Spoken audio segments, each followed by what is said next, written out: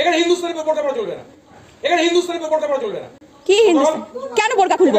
কেন বোরকা? সেই গাদ্দারগুলোকে খুঁজে বের করতে হবে, ফাঁসিতে ঝোলাতে হবে। আপনি কি একজন মুসলমান, তাহলে আপনার বাড়ির মহিলাদের বোরখা পরা যাবে না, কারণ এটা হিন্দুস্তান।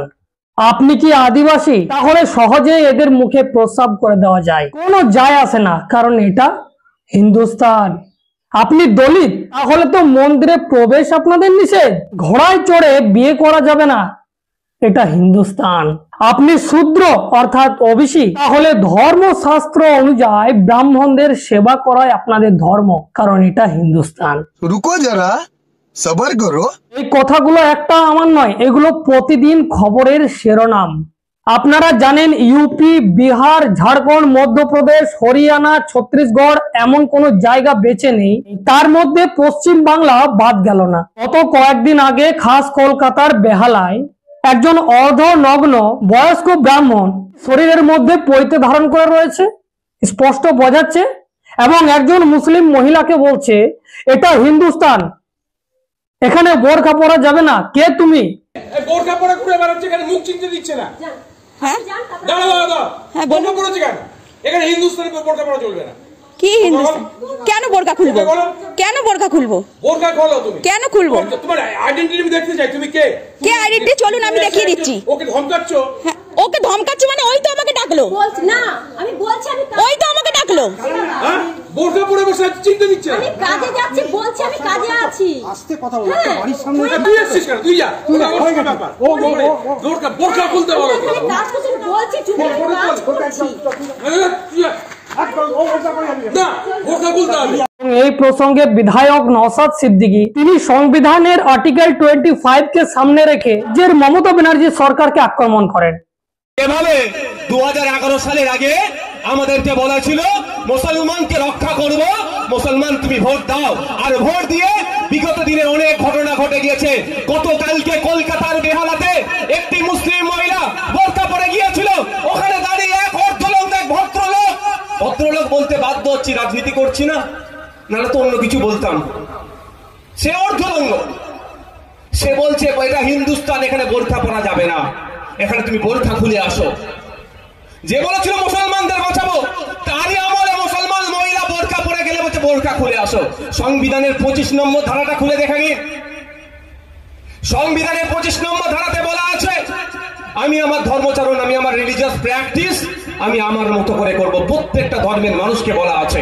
তো রিলিজিয়াস প্র্যাকটিসের মধ্যে অবশ্যই বোরকাটা ইনক্লুড আছে, সে সংবিধানের গণ্ডির মধ্যে আছে, কিন্তু তাকে বলা হচ্ছে যে তুমি বোরকা খুলে আসো, এটা হিন্দুস্তান। 24 ঘন্টা পার হতে চলে যাচ্ছে, এখনো তাকে তো গ্রেফতার করেনি। প্রশ্ন উঠবে না? পুরো বুকা বানাচ্ছে। একটা কেন্দ্রে আছে, একটা রাজ্যে আছে। কেন্দ্রের বললে খুব মজা লাগে শুনতে, আর রাজ্যের বললে অনেকের বুক ফাটে। কেন বলো তো ভাই? এটা খারাপ জিনিস। অন্যায় অন্যায়, আমি অন্যায় করলে আমারও বিরুদ্ধে আপনাকে বলবেন। যাক, সে প্রসঙ্গে যাচ্ছি না, ফিরে আসি। তো যখনই আমরা কথা বারবার বলছি যে আপনি বলেছিলেন হিন্দুকে রক্ষা করব, আর আপনার আমলে আমার হিন্দু ভাই কেন খুন হয়েছে, আপনাকে জবাব দিতে হবে। এবং এই খুন হয়ে যাওয়ার পিছনে কোন গাদ্দারগুলো আছে, যেই গাদ্দারগুলো ওই জঙ্গিগুলোকে আমার দেশে আসতে সহযোগিতা করলো, আমার হিন্দু ভাইদের খুন করতে সহযোগিতা করলো, সেই গাদ্দারগুলোকে খুঁজে বের করতে হবে, ফাঁসিতে ঝোলাতে হবে। বিধায়ক নওশাদ সিদ্দিকী এটা ভুলে গেছিলেন যে এই মমতা ব্যানার্জি তিনি আরএসএস কে বলেছিলেন যে আমি আপনারই লোক, ভয় করার দরকার নেই। তাহলে সেই মমতা ব্যানার্জি যদি আরএসএস এর লোক হয়, তাহলে এই ধরনের ঘটনাতে তিনি চুপ থাকবে না, তো তিনি কি আওয়াজ উঠাবে? প্রশ্ন তো খুব বড় একটা।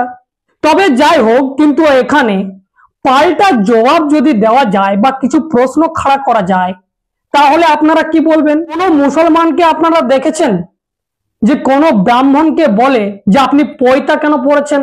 আপনারা যদি সকলেই হিন্দু আর হিন্দুস্তানে থাকেন, তাহলে আপনারাই শুধু পৈতা ধারণ কেন করেন?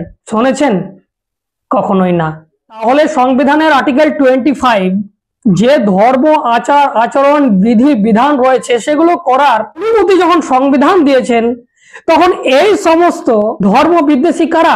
তাহলে এই ধর্ম বিদ্বেষীরা খুলেআম ঘুরে বেড়াচ্ছে। কিন্তু এটাই যদি অন্য কোনো সম্প্রদায়ের, অন্য কোনো ধর্মের মানুষ যদি আজকে ব্রাহ্মণদের পৈতা নিয়ে আজকে প্রশ্ন খাড়া করতো, তাহলে হয়তো তারা আজকে জেলবন্দি হতো।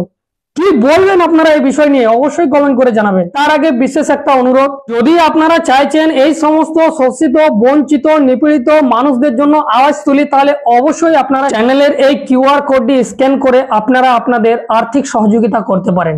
এবং প্রথমবার যদি ফেসবুকে দেখছেন অবশ্যই ফলো করে নেবেন এবং ইউটিউবে গিয়ে সার্চ করুন দ্য লং প্রসেস, সেখানে সাবস্ক্রাইব করে রাখুন, কারণ আমি এই ধরনের কন্টেন্ট নিয়ে আসি। এখন এই পর্যন্তই, ধন্যবাদ।